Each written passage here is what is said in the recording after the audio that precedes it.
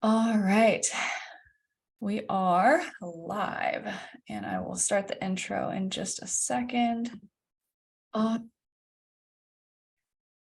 Okay, here we go.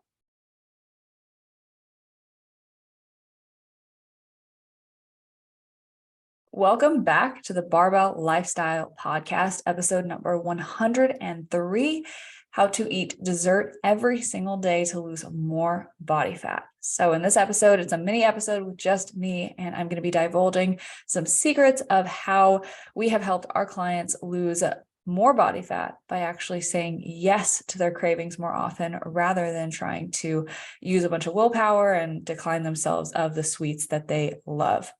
Now, we don't interrupt this show midway with sponsored ads or asking you for ratings and reviews. So while you're just getting settled, we ask that you just take 2 seconds to support our show by giving it a 5-star review on Apple Podcasts or Spotify.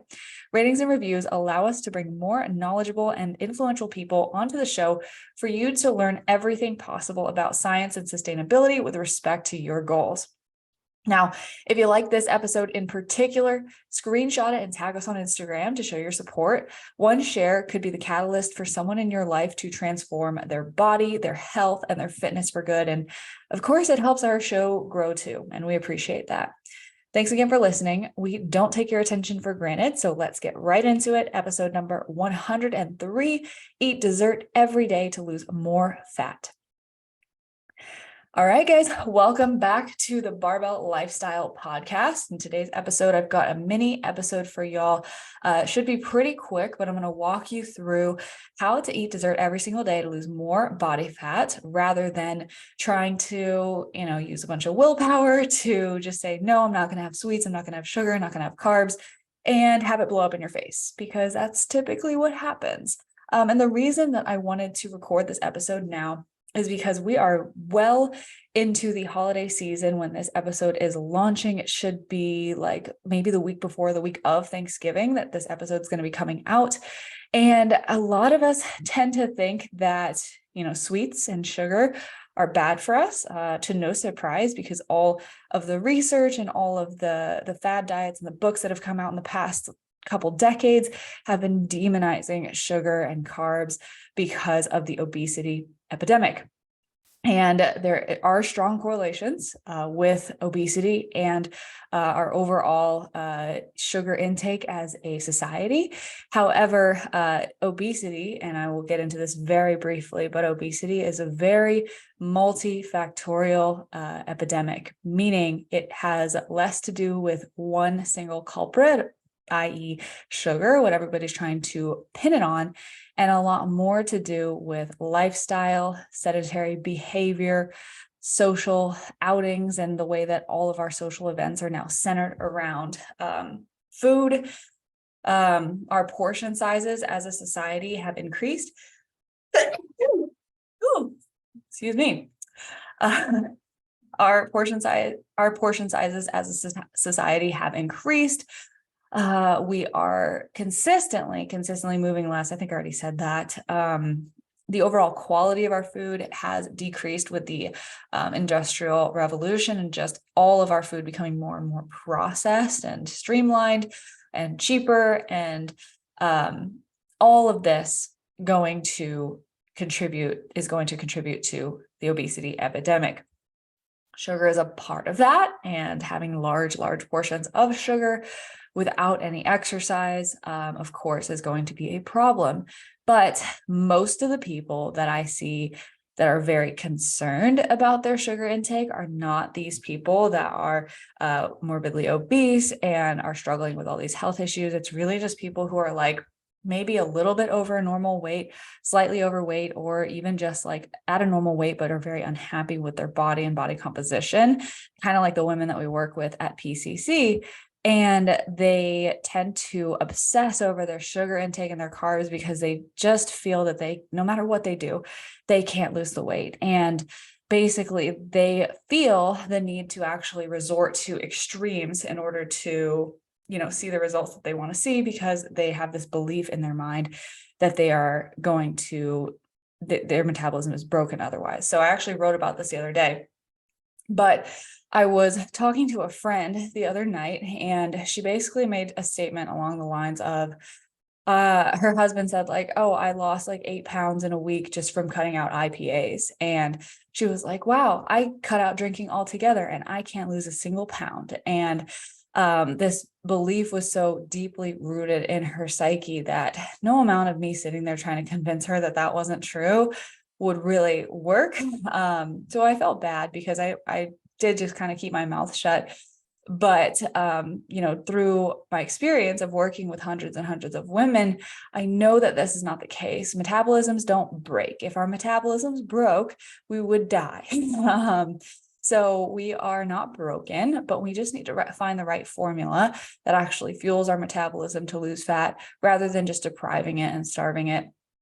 And so she had this belief that, she can't lose a single pound no matter what she does. And people who have that belief are more prone to gravitating towards extremes because they don't think that anything modest or moderate is actually going to work for them, when in reality, the only thing that's going to work for them long term is something that is modest, that is going to take longer and require more patience and more consistency, but it's also not going to be as drastic of a lifestyle change. And so this is kind of where that dessert every day mantra and idea really stemmed from. And the whole idea of it is, we think that carbs and sugar are so bad for us, so we cut them out. And then what that leads to is we crave them more and more and more. And then eventually we run out of willpower on a day where our willpower is low and we're tired or we're struggling. And some, sweet or thing that we love has presented itself in front of us. And we have such little willpower from just draining and draining and draining our willpower that we finally give in. And we say, okay, I'll just have one. And then that one turns into two, and then that two turns into many. And then all of a sudden we are just absolutely regretting it. And we're feeling gross because we've overindulged, because we haven't had this thing, this sweet, this sugar, this candy, whatever it is, for days and days and days or weeks or months. And we undo all of our progress by self-sabotaging after the fact. And so this is what we are aiming to avoid with the dessert everyday mentality. Like, what if we just had dessert every single day? What if we just had it even on the days that we don't really want it? We gave ourselves something sweet. What this does is a couple of things. It allows us to habituate to the food, meaning that we are not writing anything off as forbidden. And we're just allowing ourselves to become used to foods like this, like sugary, snacky foods, so that it's no longer special. If you do this for long enough and you have dessert every single day for long enough, it's not going to feel special at a certain point. It's not going to feel like, ooh, I'm being bad, I'm having this awful food for me. Like, no, it's just going to become a part of your day. And you're going to be like, wow, this is really no different than, the rest of my food. After I've had it enough, I'm actually kind of tired of it. And that's where we want to get to, right?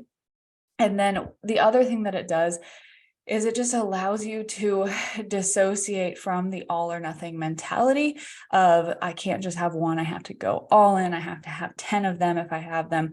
It allows you to finally become that person that can just have one bite of something, one serving of something, and just be done, because you know that you're going to have it tomorrow too, and the day after that, and the day after that. And as soon as it is no longer forbidden, we are able to better manage our willpower, because willpower is limited. It is something that we have a finite supply of.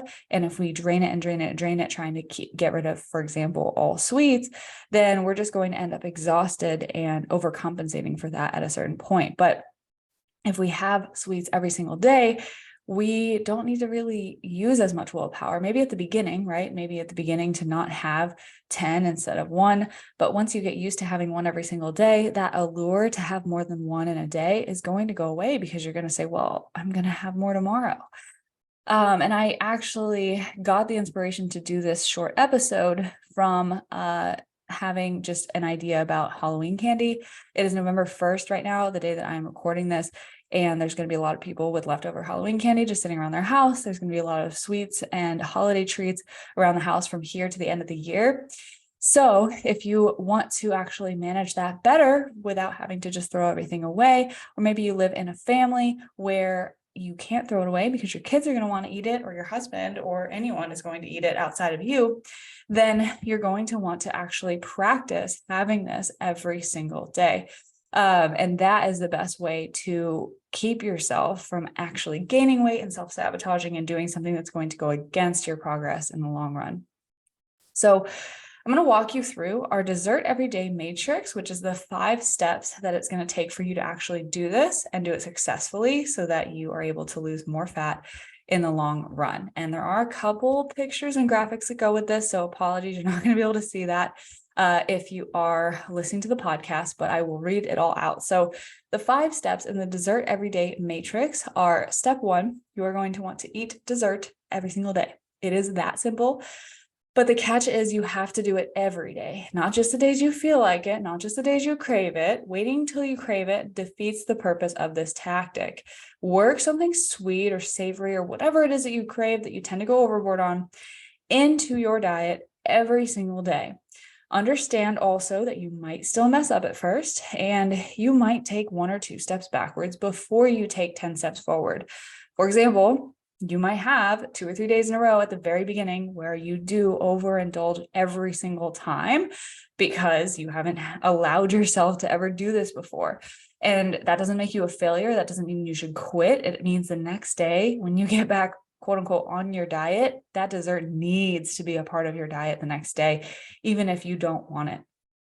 Do this every single day for a few weeks, and you will be amazed at how your mindset shifts with just this first step. You're going to be able to eventually become that person who can just have one and be done. Now, step 2 to the dessert everyday matrix is going to be to say goodbye to 1,200 calorie diets. And the only way to sustainably include dessert in your diet without having to eat basically lettuce and chicken for every other meal is going to be to increase your actual total amount of calories per day. So one of the biggest problems we deal with, having coached thousands of women through this process, is they're trying to just restrict calories too much, and they're perpetuating this cycle. So here's where the graphic is that I can't really show you, but what it looks like when you try to over restrict. If you try to have 1,200 calories every day, all through the week, Monday through Friday, you might be, quote unquote, doing really well through the week. But then when you overdo it on Saturday and Sunday, you might hit, 3,000, 4,000, 5,000 calories of overdoing it. And what that averages out to is average total weekly calories of maybe even 22,000, 2,200. You might be at maintenance or even in a slight surplus from those days that you blow it on the weekends, which is why you either stay exactly where you were or go backwards in your goals. Now, if you increase your calorie intake, and your calorie intake is something more along the lines of, let's say, for a female, 1,800 per day through the week. So those extra 500 calories can go to, one of your desserts and some other foods in your meals. And then the weekends, maybe you have a couple extra 100 calories, maybe 2,100 calories on the weekends, just to give yourself a little bit of extra room and flexibility. This will average your weekly calories out to 1,885. So you're actually in a better deficit across the week, and you're eating more every single day. Now, over the course of a few months, you're going to make progress, lasting progress, because you're not constantly starting over on Monday. You're not making yourself feel prone to failure, and you're building up the feeling of success weekend after weekend rather than the feeling of failure. So, what do you eat in a modest calorie deficit to achieve this? It's pretty easy, actually. So you would eat some of the same stuff that you'd eat when you're being, quote unquote, good on your 1,200 calorie days. So you might have lean protein sources at every meal. You might have a serving of vegetables. You might have healthy, complex carbohydrates, but you're going to want to increase the portions of all of those things. And you're probably going to have the room to add, say, your favorite condiments or dressings, or cheese or avocado or oil or nut butter as a fat source to your meals. And also a snack every day that might help you curb a craving or just hold you over. Instead of just having 3 meals per day, you might be able to add a snack between, say, lunch and dinner, so you don't get super ravenous. And of course, you're going to use some of those extra calories to have that dessert every single day as well. For me, that's a chocolate chip cookie, or just adding chocolate to anything. It's either chocolate chip cookie or Oreos cereal or mini chocolate chips in my yogurt. There's a lot of different ways that I incorporate chocolate, but I have it pretty much every day. And when you have something that you usually go overboard on, including that serving of it in your diet every day, will just kill the allure of the food over time. And what we're doing here is we're just reinforcing the fact that the food you want will literally always be there for you. It's not going to go away tomorrow. It's not going to go away next week. It's not going to go away next month. And sometimes we just really need those reminders over and over and over again. I don't think it can be overstated. And there's truly, truly no need to overconsume it. So this is going to take time and practice, but it's something that we pretty much make all of our clients do, because this is truly what a sustainable, happy, and fit lifestyle looks like. All right, now step 3 is going to be going for satisfied, not stuffed. So the next step is all about how to eat your dessert so that you walk away feeling satisfied from what you've eaten, but not stuffed and guilty. So the dessert or whatever you crave itself is not the issue. It's the way that we feel after eating too much of whatever it is that is the problem. So it's that walking away feeling full, bloated, guilty that perpetuates our negative cycle. And it's all in our head, right? Literally, there is nothing evil about the food inherently. We've just built this poor relationship with the food because we have taught ourselves to feel guilty after having it time after time. So the best way that you can really start to mitigate that guilt and those feelings is to stop eating when you feel 80% full rather than 100% full. And this is hard to gauge, especially if it's something you've never paid attention to before. But here's a couple tips that you can use to just stop a little bit earlier when you're full and slow yourself down when you're eating so you can better gauge where you are with this. So strategy 1 would be wine tasting your food. So this is really just a metaphor for chewing really slowly, smelling, savoring your food as if it were like a fine wine, or if you're like a professional wine taster, just takes a while to get through it, right? So chew slowly, let the flavor of the food touch all different parts of your mouth and taste buds. And the more flavors that we taste, the more satisfied we are. Think about when you eat something really salty, you crave something sweet after. So rushing through eating our food is the same way. We might not get the full spectrum of flavors and we might overeat to compensate for what we're missing without realizing it. So take your time and really just absorb the textures and the flavors. Another thing you can do is our mindful meal timer. So you are going to want to set a timer on your phone when you're truly hungry for a meal for 10 minutes, and you're going to try to eat slowly using the wine tasting tips. And if you're still eating at the 10-minute mark, take a 5-minute pause to check in on your fullness. And after 5 minutes, finish your meal until you are comfortably full and set the timer for another 10 minutes to help pace you. So if you've ever tried this strategy, 10 minutes is a long freaking time. Like, it is way longer than you think. Usually meals go down for me in about like 3 minutes. So really just like pay attention to this and try to slow down, and it will make a huge difference and you're going to enjoy it more. And then finally, favorites first. So this is simple. Eat your favorite food or eat whatever it is that is the best part of the meal first rather than last. The first time I learned about this, I was like, wow, mind blown, because I was always the person who would save my best bite for last, and I would always eat my least favorite things first and work up to my favorites. But when I really thought about it, it makes perfect sense, right? How often do we clear off our plates and leave the best for last, but struggle through eating our favorite part, and we're so full and we're so stuffed because we ate everything else first? And there's no way you're going to leave the favorite part unfinished, right? So you're always going to choose being uncomfortably full in that situation. So this always leads to overeating. And if it's done consistently, it can lead to us backsliding in our progress. So try eating your favorites first, even if that means having, the carb source on your plate, or, the dessert on your plate first, rather than, the protein and the veggies, and see how it affects your satisfaction and your satiety across your meals.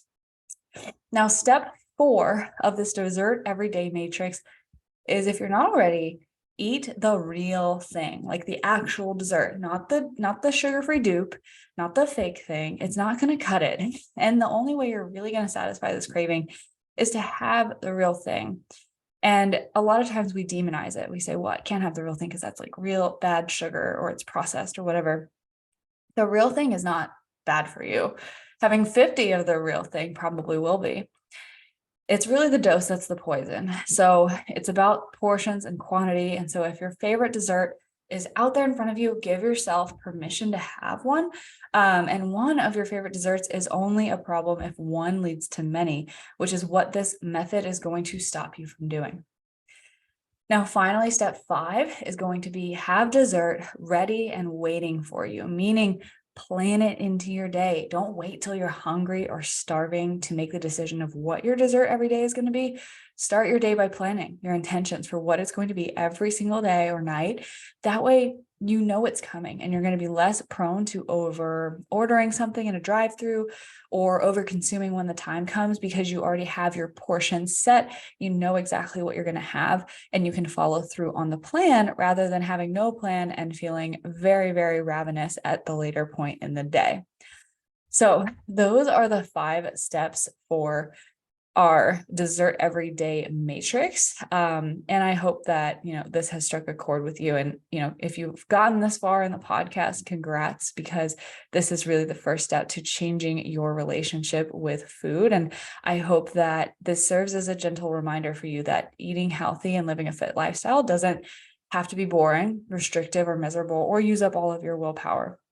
And it takes internal and external work, practice, reps, just like anything, and changing your mindset, truly being willing to change your mindset around the foods that you would normally feel guilty towards eating over time. So just really give yourself some patience with this. Give these tools a shot. Try it for at least a few weeks and take note of all the different ways that you can track your progress throughout this. And sometimes even in the first couple of weeks, your progress might be primarily mental, and that's okay. That's really exciting stuff.